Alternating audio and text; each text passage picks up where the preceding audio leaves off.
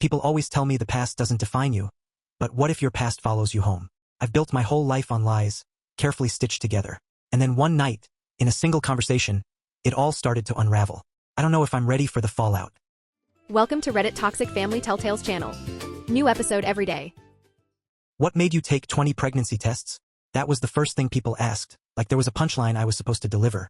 I guess the real question should have been, what would make a proud 22-year-old college virgin believe she could be pregnant? Finals week did it. I was exhausted, living on coffee and whatever leftover Panda Express I could scrape into a microwave plate between exams. When the nausea hit, I blamed cramming and bad takeout. Right up until the tech turned the ultrasound screen toward me and said, calm as a metronome. About 8 weeks. There's the heartbeat. I laughed, out loud, because the idea felt so absurd I couldn't help it. You've got the wrong person, I told her, smiling like it was a joke. The smile died on her face. The nurse clipboard went from polite to urgent and the doctor ordered more tests right then, right away. I thought it would clear up fast. Didn't. Every blood test, every panel they ran came back pregnant. Hormone levels, thyroid function, everything registering like a textbook case. And yet, somehow, everything about the science felt wrong.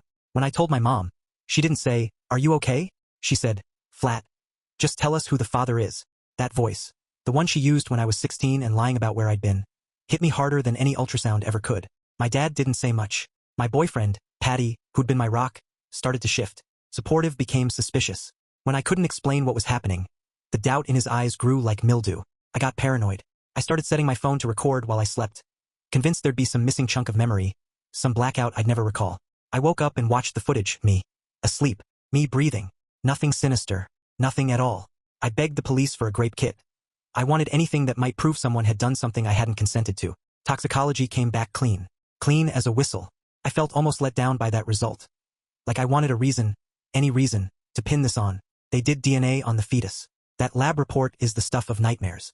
First they said the sample was corrupted. Then inconclusive. Then, after weeks, the lab tech admitted what nobody was supposed to say aloud. They'd never seen anything like this. They couldn't even confirm it was fully human. I remember the numbness more than anything. My hands trembled so badly I dropped my phone on the hospital tile and watched it skid across the floor like a little metal confession. I started a journal like someone starting a ritual. I wrote every symptom, every appointment, every phone call, hoping I'd map out some rational pattern. My entries were ordinary, boring. Sleep, tests, weight. But outside my apartment, the world kept shifting. My mom left parenting pamphlets about honesty, tucked into my mail slot like tiny accusations. Patty's questions became actual accusations. "Maybe you forgot," he said once, the word, forgot, tasting like betrayal. He asked if I blacked out at a party I hadn't attended, if I'd somehow been with someone else. I let him check my breath each morning for a week. I gave him every password I had. Still, the doubt leaked into everything we did together. Work didn't help. Rumors travel faster than facts. My employer quietly suggested I take unpaid leave. Clients are uncomfortable, they told me, and in an instant my income stopped. Medical bills piled up like unsent letters. Then, one afternoon, while I was crying into a latte at a cafe with Patty, a man walked up and announced, in that weird way some strangers claim ownership of other people's lives, "I am the father of your child." He recited details. "We hooked up at that party in March. You were wearing that top you said you loved. We talked about Netflix." Like a script someone else had fed him. Patty's chair screeched backward so loud the whole cafe went dead. He stood up and shouted at me, calling me liar or insane, then stormed out. I'd never seen him before in my life. He tried to follow me home. Phone held up to record me pretending to recognize him. I got louder than I'd ever meant to be. "This man is trying to touch my butt." I screamed until a few people stepped in and the man finally ran. By dawn, though normal had splintered, my dad stopped answering calls. Social services was on my doorstep, interviewing neighbors about my mental stability. I caught a glimpse of the caseworker's notes. Words like delusional and potential harm to child jotted in neat, clinical handwriting. It felt like being observed by an audience that had already decided the ending. People with letters after their names flew in. Genetic specialists from Johns Hopkins ran tests that, they told me, had never been run on a human sample before. My mom stopped defending me. One Saturday she watched protesters with homemade signs milling outside their house and, after that, she couldn't stand it. She folded like a page in a book that had been creased too many times. 7 months later I was broke, living off savings and an impossible set of decisions. Keep the baby and face a life that felt broken? Give her up to strangers through adoption? Terminate a pregnancy that, in some private part of me, already felt sacred? The leaked DNA report, anomalous, inconsistent with standard human reproduction, circulated like conspiracy fuel. Theories blossomed online and in whispered corners of waiting rooms. All of them made my head buzz. And then she was born. When she came out, she wailed like any newborn. 10 fingers, 10 toes, the whole miraculous mess. Healthy cry, perfect grip. If anything, her normalcy made the whole thing worse. There was no obvious explanation to point to. I would sit for hours tracing the slope of her nose, searching for some mark, some alien trait that would let me exhale. There was nothing, just my baby. 2 hours after the delivery, my dad showed up. He stood in the doorway of the hospital room holding a tiny teddy bear, avoiding my gaze like it was a hot pan. "She deserves family," he said, voice cracked in this odd, rusty way that made me smile despite everything. He moved into my studio that week, a grown man on my couch, and we fell into a domestic rhythm that felt almost normal. Him taking night feedings while I showered, him doing laundry while I cooked. We tiptoed around the question that had split my life in two, pretending the elephant wasn't in the corner. 6 weeks postpartum, I was knee-deep in medical bills and single-use formula cans when I found him frozen by the baby bouncer, staring at her like he'd seen a ghost. "What's wrong?" I asked, and he said quietly, "She has your grandfather's eyes." It should have been a sweet observation. Instead, it landed cold. My grandfather died before I was born. I'd never seen a photograph of him that felt real. Why would my dad notice that? He caught himself, corrected it like a reflex. "I mean, she looks like your mother," he blurted, fingers fumbling the blanket. "No," I said, and I could feel the room get smaller. "You said grandfather." His hands trembled as he bounced her, though she wasn't even crying. I asked who he'd been talking to the night before, but he only shook his head. The next morning I woke to him whispering on the phone in the kitchen. I heard the shard of the sentence when I walked in. "I told you never to contact me." He dropped the call as soon as I appeared and set the phone down with the kind of care you use with a bomb. My voice shook, but I walked straight up to him.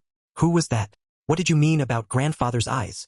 I asked, because you only get so many chances to demand the truth when you are this tired and this raw. He set the baby down and avoided my eyes, his thumb worrying at the seam of the couch. "You misheard me," he said at first. Then his voice shifted, softer, ragged. "They keep calling. They say they know something." He stopped and swallowed.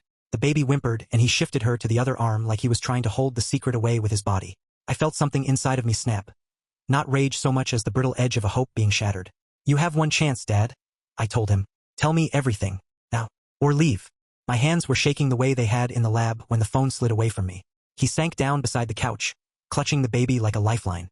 Tears tracked down his face in slow, embarrassed rivers. "Please don't make me go," he begged, voice breaking. "I can't tell you everything. I promised." He reached up and wiped his face with the back of his knuckles. "There are things about our family you don't know. Things I promised never to speak of."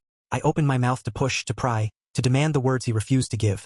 But the baby started to fuss, and his arms tightened around her like a shield. He just held her, and I realized the rest of his answer was behind his teeth, unspoken, and every one of those unsaid things felt heavier than any lab result, louder than any accusation. "What things?" I asked, and he only clutched the baby tighter. That night I didn't sleep a wink. Every creak in the apartment sounded like a secret. Dad took his usual shift with the baby around 2 a.m., and I pretended to be out cold. But I kept one eye open, squinting through the darkness to watch him. He moved quietly, like he didn't want to wake the whole building, whispering while he changed a diaper, fingers gentle and practiced. I strained to catch the words, but they were all breathy syllables and half-sung phrases I couldn't place. Every small noise he made my chest tighten. Every pause felt like a folded-up confession. When he settled into the old rocking chair to feed her, he kept glancing toward me as if checking whether I was actually asleep. The bottle made soft little sucking sounds in the dim room. He hummed something that might have been a lullaby, but it wasn't any lullaby I knew. Some odd, crooked tune that stuck to the air. At one point he leaned in and murmured, "You're safe now," so low I almost convinced myself I'd imagined it. My mind ran in circles trying to stitch those moments into logic. How could he possibly know anything about this, about how she exists at all? Morning was the kind of gray that took forever to arrive. I waited until he went to shower before I dared to move. Hands trembling, I dug up the number the clinic had given me months ago. Brody Hensley, legal aid. My fingers felt clumsy as I tapped it in. Brody answered with that steady, professional voice that somehow made me feel less raw. I spilled the main points. Custody worries, Dad acting strange, the feeling that something was off in the house. Saying it out loud made bile rise in my throat. "Can you come in this afternoon?" I asked, voice smaller than I meant. He could.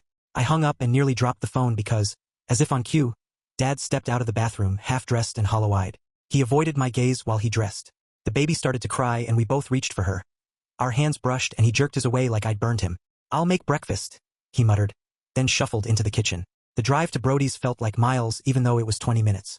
His office smelled faintly of coffee and old paper. Law books lined the walls like patient witnesses. He read through the thick folder I'd brought. Appointments, calls, test results, the whole mess, then tapped a pen against the table. "Document everything," he said simply. "Every weird conversation, every odd phone call, the exact words if you can manage it." My stomach dropped when he added, "Social services is still watching your case closely." That line landed like a weight. Any hint of instability could be weaponized against me. He handed me a small notebook. Right dates, times, who said what. He leaned in and his voice lowered. Record conversations if your state allows one-party consent. This app is reliable and it saves to the cloud automatically. He showed me a screen, calm and clinical. A hot, guilty flare lit inside me. Was I really going to start spying on my own father? I downloaded the app with a fingertip that felt foreign to my own hand. Brody's expression softened. You're protecting your daughter, he said. It should have felt reassuring. It felt like a tiny permission to be paranoid. Back home, I set up the recorder while Dad was doing laundry. After that, every talk between us felt staged, like we were actors waiting for a cue. I hit record before asking anything meaningful. 3 days of nothing. Static and small talk. Clicked into the cloud and did nothing to calm me. Then, while he was changing the baby's diaper, he said it again, casual as if he were commenting on the weather. She really does have your grandfather's nose, too. I froze mid-fold with a onesie in my hands. Dad. I've never seen a picture of Grandpa, I said, voice colder than I meant. He went pale and fumbled with the diaper tabs, searching for an answer that wasn't there. He mumbled something about old photo albums and storage boxes, but he couldn't meet my eyes. We both knew how empty that story was. The next morning, while he was out at the grocery store, I tore the apartment apart. Under the couch, inside his suitcase, behind the bathroom shelf, every hollow place he might have stashed a photograph. Nothing. I opened my laptop and typed his name into the search bar. The only thing that came up was an obituary from 32 years ago. Dates, a line about survived by family. No picture, nothing that made him feel real. When Dad came back with grocery bags, I had the obituary up on my phone. Where are these photos you keep mentioning? I held the screen out. He set the bags down slowly, as if the motion could buy him time. They're in storage at your mother's house, he said, steady but thin. I felt my patience snap a little. Mom hasn't spoken to me in months. She wouldn't keep photos, let alone answer a call. He started putting groceries away without meeting me. Stop lying to me about this, I said. The baby began fussing in her crib and I moved to pick her up. Dad reached for her at the same time. I put my hand between his and the crib. He recoiled like I'd shoved him, face a messy map of hurt and guilt. I scooped the baby up and held her to my chest while she yelped, feeling the tiny vibrations of her body against my own. Dad returned to the counter and continued putting away milk and bread, as if the argument was a thing that could be shelved alongside cans of soup. The kitchen felt suddenly too small for both of us, too small for secrets, too small for the distance that had opened between us. I rocked her in my arms, listening to his footsteps fade, and wondered which of us would break first. 2 days later, I was folding laundry when a hard knock rattled the door and the baby jolted awake, a tiny fist scrunching at her cheek. The social worker from the agency was on our doorstep with her clipboard like she owned the place. I need to do a home check, she said, brisk and official. She moved through our apartment with that exacting clinical calm, peeking into the crib, counting where the baby slept, asking pointed questions about why my dad was living here. I kept my voice steady even though every question felt like a pinprick. I handed her the hospital paperwork, the discharge note, the parenting class certificate, everything that said we weren't neglectful. She opened the fridge, checked medicine cabinets, even asked to see where we stored the baby's clothes. It felt humiliating and necessary all at once. Dad sat on the couch the whole time, jaw clenched, watching her every motion like he was waiting to pounce or to be exposed. 40 minutes of notebook scribbling later, she closed her folder and said she'd file her report within a week. After she left, I slumped down onto the couch and all the energy leaked out of me. I realized, with a clarity that hurt, that I needed more than Dad. More than his evasions and whatever secret he was holding. I needed allies, real ones. That night, after Dad fell asleep in front of the TV, I pulled up my messages from the parenting class and found Jesse Norton's number. My thumb hovered, then I texted asking if the support group still met. Jesse replied in minutes. Thursdays at the community center. Come if you want. The invitation felt like a rope tossed into a storm. 3 days later, I drove to the meeting and left the baby with Dad even though my stomach nodded the whole way. The room had 8 chairs in a circle. 4 other women sat there, faces soft with exhaustion but welcoming when I walked in. Jesse introduced me and explained it was a safe space for young moms to say the hard things. When it came to my turn, I said, simply, I'm a single mom dealing with family stuff, and left the rest out. How do you explain virgin pregnancy without sounding like a headline? Nobody pushed. One woman squeezed my hand like she understood everything without needing the messy details. A woman across the circle then opened this enormous binder, color-coded tabs, receipts, printouts, photos, like she was showing off evidence for a lifetime's worth of parenting bureaucracy. She had receipts for diapers, texts from an ex, photos of meals, a log of wake-up times, every small, ordinary thing documented like it was for an audit. The others nodded like this was how you survived. She slid the binder toward me and pointed at sections labeled medical records, witness statements, parenting journal. My palms went slick. I hadn't tracked anything beyond the last feeding. But something in me clicked. If I didn't start recording, I'd be defenseless. I drove straight to an office supply store afterwards, folders, a label maker, an accordion organizer that looked official enough for court, and took it all back to the apartment. While Dad gave the baby a bottle, I began photographing receipts with my phone. Formula cans, pharmacy slips, the tiny things that add up. I started a feeding log, wrote down ounces and times, noted diaper changes, and opened a new section titled Dad's Odd Behavior where I listed phone calls, the weird comments about my grandfather, every moment that made my skin prickle. The next morning, while I was sorting medical bills into neat piles, Brody's name lit up on my phone.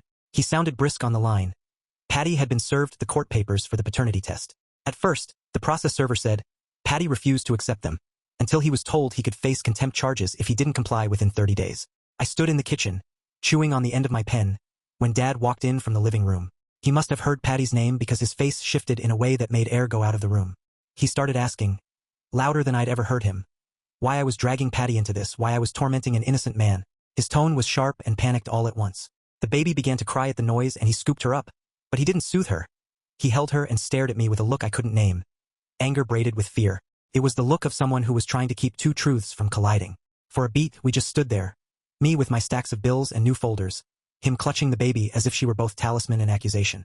I watched his hands tremble around her tiny shoulder and realized, with a cold clarity, that whatever storm we were in was nowhere near done. That night, after the baby finally went down, I staged the scene. Lights low, TV murmuring. Me curled up on the couch pretending to drift off. Dad flipped channels for a while, his face washed in the flicker of commercials, until around 11 he rose quietly and padded toward the bathroom. I kept my breathing steady, eyes closed just enough to keep the act. Through the thin walls I heard it, his voice, low, urgent, not casual like a phone chat but raw like begging. My heart thudded. I pressed my ear against the cushion, straining to catch a word. All I could make out was a hushed, asterisk, not yet, asterisk, then the flush, the faucet, and he returned to the living room like nothing had happened. By morning I had my story ready. I'm taking her to her 2-month checkup, I told him. He offered to come, but I shook my head, said I had errands after. He hesitated before nodding, and I left with the diaper bag heavy on my shoulder. At the pediatrician's, everything was normal. The nurse weighed her, measured her head, noted her length. The doctor checked her reflexes, her heartbeat, smiled. She's perfect for her age. Right in the middle of the chart. A relief that twisted into something worse. How could a pregnancy that defied explanation produce a baby so ordinary? I was in the waiting room afterward, filling out insurance forms, when my eyes snagged on a familiar face. Him. The stranger from the cafe who'd claimed to be the father. Sitting across from me with an older woman who looked like his mother. Our eyes met and his skin drained of color. He yanked the woman's arm and pulled her out so fast it left the chairs swaying. My hands shook so badly I dropped the pen. I grabbed my phone and called Brody right there, ignoring the stares from other parents as my voice cracked.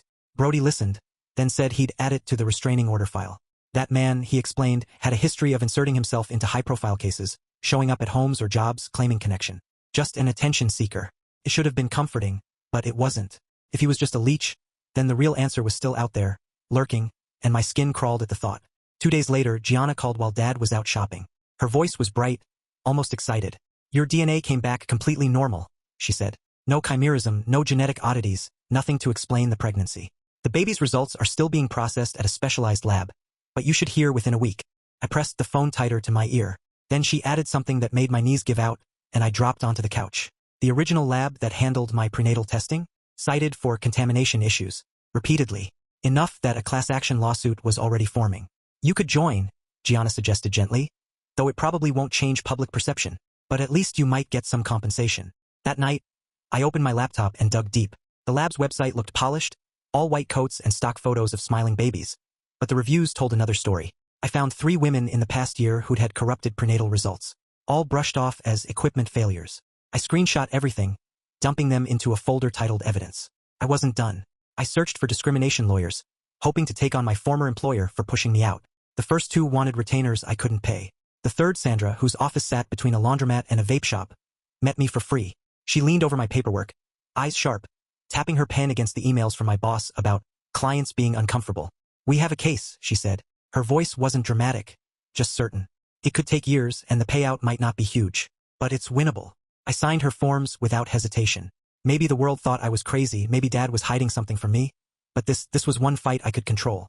The bills on my kitchen counter seemed to multiply overnight. Formula cans, diapers, copays, eating through my savings faster than I could refill them. One afternoon, I sat at the computer filling out government assistance forms, each question slicing away at my pride. Asterisk father's name, child support, reason for unemployment. Asterisk over and over, I typed the same phrase. Pending paternity test. By the 5th time, my hands were shaking.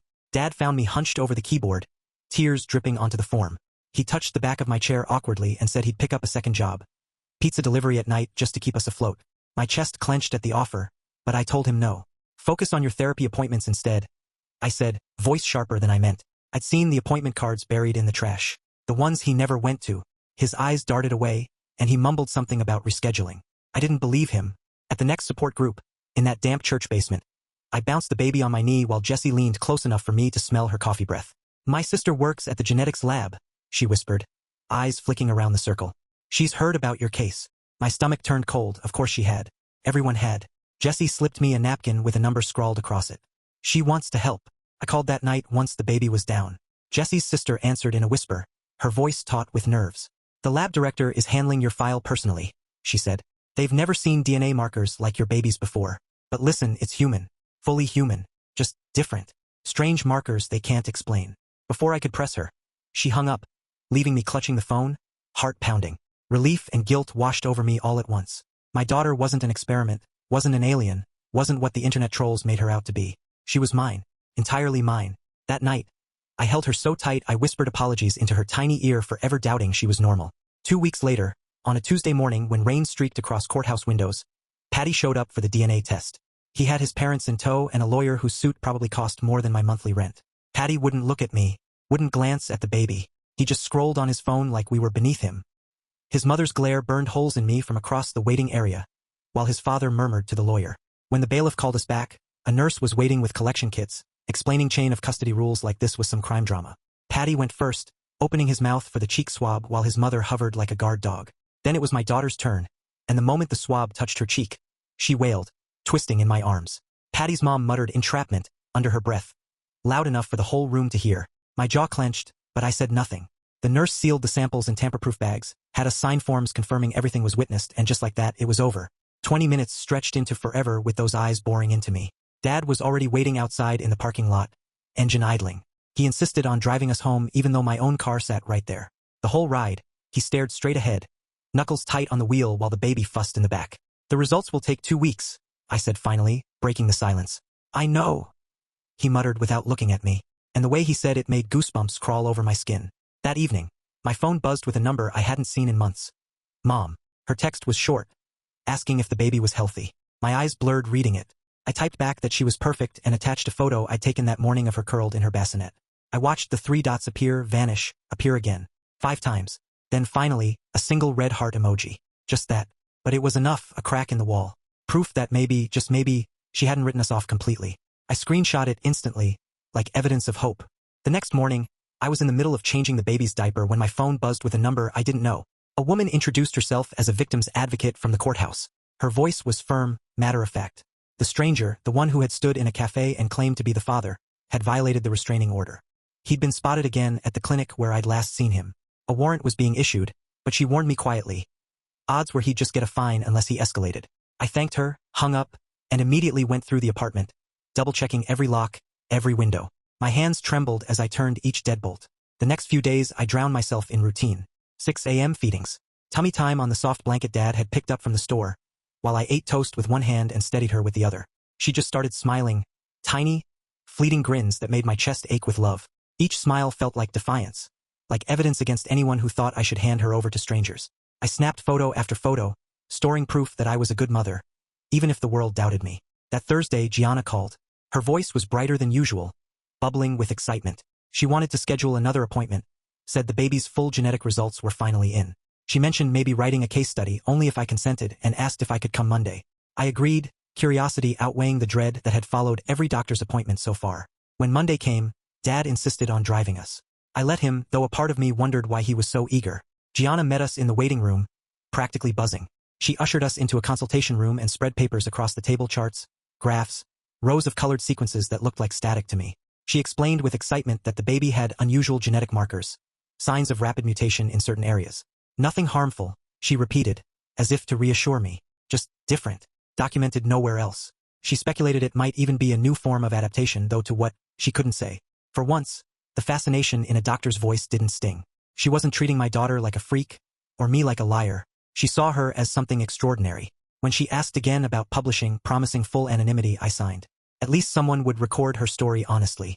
2 weeks later, Dad and I dressed in our nicest clothes for the custody hearing. The baby wore the little dress Mom had sent in the mail, the first gift she'd given us since this began.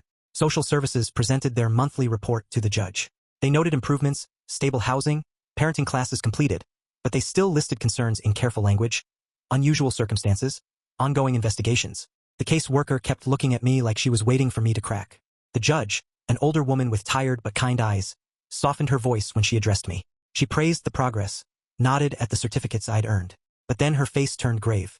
Any criminal charges, false reporting, fraud, could affect custody, she warned, her gaze locking on mine. My teeth sank into my tongue so hard I tasted blood. The only thing keeping me from shouting that I hadn't lied. Dad's hand found mine beneath the table.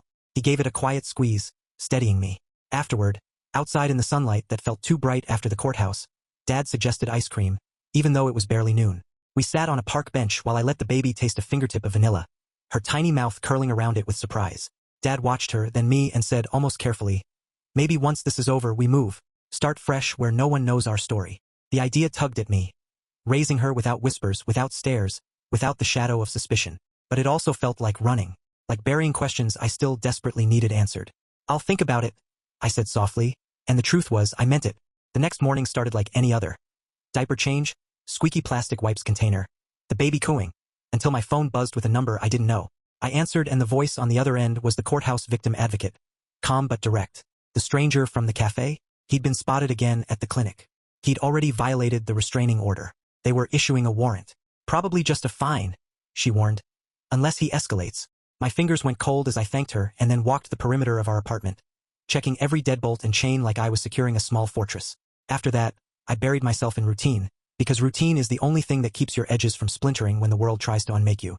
6 a.m. feedings, tummy time on the soft blanket Dad bought, toast in one hand, a little person's head bobbing in my lap with the other. She'd started smiling. These tiny, ridiculous, heart-wrenching smiles that felt like proof I was doing something right.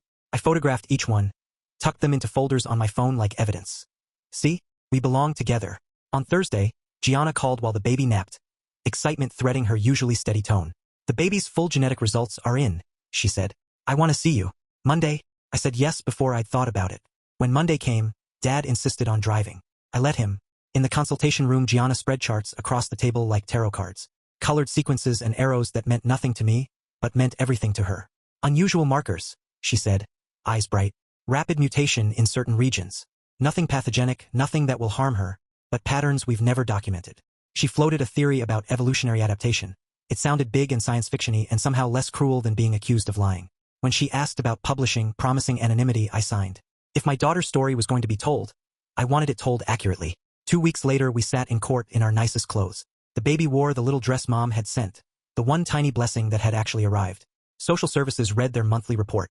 Stability improving, parenting classes completed, but continued concerns listed in bureaucratic shorthand. The caseworker read like she was waiting for the other shoe to drop, waiting for me to unravel. The judge, older, tired, but with eyes that softened when she spoke, acknowledged my progress. Then she warned me in a thin, steady voice. Any criminal findings related to false reporting or fraud could jeopardize custody. I bit my tongue until blood pricked the metallic taste in my mouth. I wanted to scream that I hadn't lied about a single thing. Dad's hand squeezed mine under the table, small and secretive, a gesture that steadied me for a moment. Outside the courthouse, Dad suggested ice cream. Yes, now at noon. We sat on a bench and I let the baby taste a dab of vanilla. He watched her, then looked at me. "Maybe once this settles," he said slowly, "we should move, somewhere they don't know us." It was tempting. A clean start sounded like a blessing. But the thought of running felt like leaving questions half answered. "I'll think about it," I told him, which was honest and also stalling. That afternoon, Brody called with news that made my shoulders drop in a slow release, the kind that follows being punched in the gut but not knocked down. The man who'd claimed paternity at the cafe had been arrested for harassment in another case. When police searched his apartment, they'd found notebooks, lists of women, schedules, practice scripts claiming he was the father. My file was in there, notes about my routine, printed articles about the virgin birth claims. Brody said this would help my credibility, especially in the custody fight. The social worker would have to acknowledge the harassment as outside interference now, not a figment of my imagination. Small win. I clung to it. 2 days after that, the tone on the other end of the caseworker's calls shifted. She sounded less clinical, more human. "The police report helped," she said. "We're updating our notes." I let myself breathe a little, like oxygen returning to a chest that had been held too long. Then, on a rain-slick morning 2 days later, the mail truck rolled by and left a certified envelope that set my hands trembling before I even opened it. The return address was the lab. Felt like a brick. I signed for it with fingers I couldn't feel and carried it inside where Dad stood at the sink, pretending to wash the same dish for the third time. The cover letter was full of legalese. I skimmed to the results and saw the numbers like an accusation. Paternity probability 99.9%. Matched to Patrick James Sullivan. Patty's full name stared back at me from the official letterhead. Impossible and undeniable. We'd never had sex. Never. Not once. I read the sentence 3 times like repeating it would make the page change. Dad came over and peered at the paper, eyebrows rising, but he said nothing. He just set his hand on my shoulder like he wanted to anchor me to the floor. I dialed Gianna and the doctor answered on the second ring. When I blurted the news, she asked one careful question. Had Patty and I ever been intimate in other ways? Touch that stopped before intercourse. My face burned talking about it, but I told her the truth. Yes, we'd fooled around. We'd always tried to be careful, stopping before going all the way. Her explanation landed like a weather report after a storm. Pre-ejaculate can rarely cause pregnancy, she said, her voice clinical but not unkind. She called it splash conception, ultra-rare, maybe 1 in a million, but documented. She cited a European study and talked through the mechanism. Suddenly facts slotted into place like pieces of a puzzle I hadn't realized I was missing. Relief hit like a wave. Tears blurred the edges of the kitchen. They fell while I still clung to the phone. So it's possible, I said, and Gianna's quiet confirmation felt like the room tilting back toward level ground. Dad came over and wrapped his arms around both of us, me and the baby, and whispered something I hadn't heard in a long time. I know she was meant to be here, but even as I let myself breathe, the paternity number on that lab page sat on the table, blunt and relentless. A tidy answer, yes, but one that raised more questions than it solved. How had 2 people who thought they knew their limits ended up here? Who else had been watching? And was an answer the same as an end? The envelope lay on the table between us, the ink still glaring, and the house felt suddenly smaller, as if the walls were leaning in to hear what came next. We stayed in that quiet embrace until the baby fussed, breaking the moment. I kissed her forehead, laid her down for a diaper change, and tried to steady myself. The lab results sat on the table like they were radiating heat. I snapped a photo with my phone, attached it to an email, and sent it to Patty's lawyer. I kept the message short and formal. Asterisk results attached. Requesting child support as established by state guidelines. Asterisk it wasn't about the money, he was still in school, I knew it wouldn't be much. It was about acknowledgement. About him facing reality.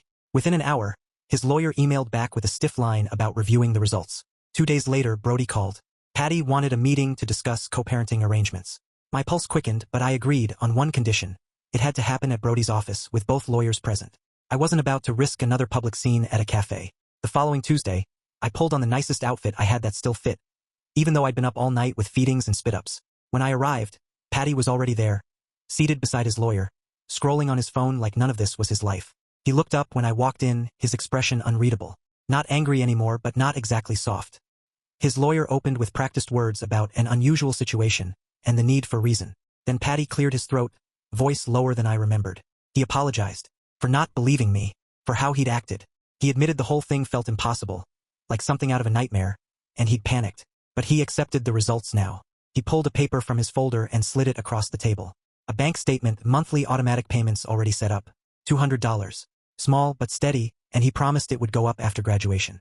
I'm not ready to be a dad, he said, eyes darting away. Not yet, but I'll take care of the financial part. I stared at the paper, then at him, and something inside me just exhaled.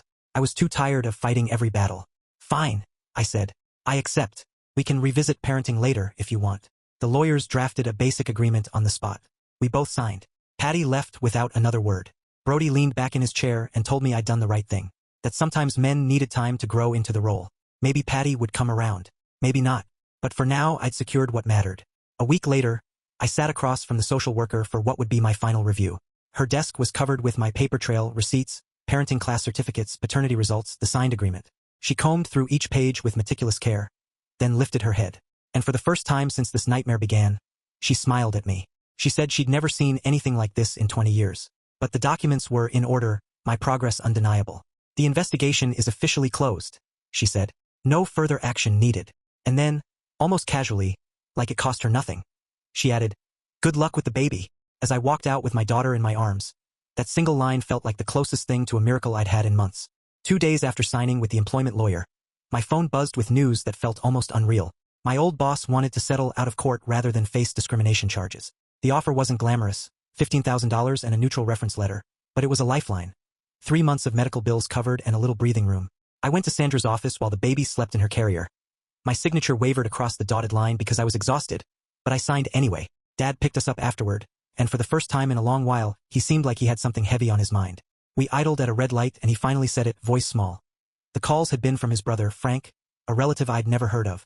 Frank, he said, had been calling about some genetic thing that ran in the family, weird pregnancies and patterns he didn't understand.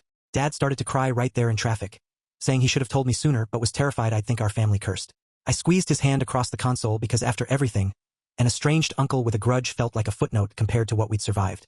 When we got home, I laid down a rule. No more secrets. If he was going to stay, we had to be honest, fully. He nodded and promised to contact Frank, to try and get whatever answers were hiding in that family history. A week later, Jessie from the support group threw a tiny celebration at her apartment. Cake, second-hand baby clothes, a circle of women who knew the grind of fighting systems that assume you'll fail. 5 of them showed up, laughing and trading stories, and for an afternoon they felt more like family than any person who had abandoned me. Jessie pulled me aside and offered babysitting help when I started job hunting. My kid loves babies, she said. We'll help.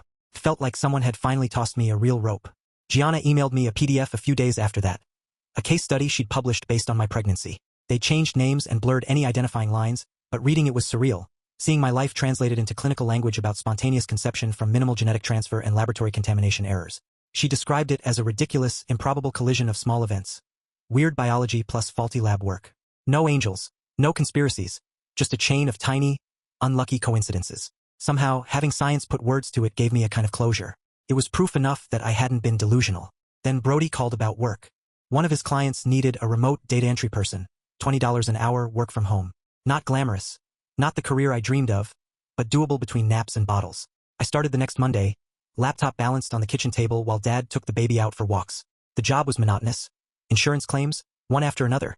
But monotony felt like medicine after months of frantic emergency room visits and courtroom drama. 6 months after that disastrous ultrasound, life had settled into a rhythm that almost felt ordinary. Dad cooked, then I worked. We swapped night feeds like a practice duet. The baby began sleeping longer stretches, and the apartment that had once felt like a pressure cooker softened into a home. Then one random Tuesday, the doorbell rang and Mom stood there with a grocery bag, eyes flicking everywhere but at me. She looked clumsy holding the baby at first, as if she'd forgotten the muscle memory.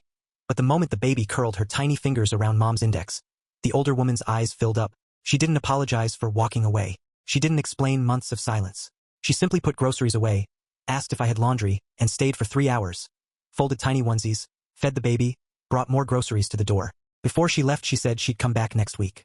It wasn't a confession, but it was a start. I sat in the nursery after she drove off, watching the baby sleep in the crib Dad had assembled that morning. The apartment was small and bills still needed paying, but everything was quieter now. I thought about the absurd arc of the whole thing. People accusing me, strangers shouting claims, DNA results that didn't make sense until they did. The truth, when it finally arrived, was maddeningly simple. Weird biology and human error, not something supernatural or vindictive. The baby stirred, making those tiny noises that still stopped me in my tracks. She had no idea what her existence had cost us in sleepless nights or public spectacle. All she knew was milk, warmth, and the slow, steady patchwork of love we were building around her. 3 generations in one cramped apartment.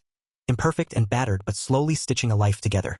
No fairy tale ending, just us, figuring it out day by day. And for now, that was enough. Thanks for watching. Today's train wreck is over, but tomorrow's ride is already on track. Subscribe so you don't miss it.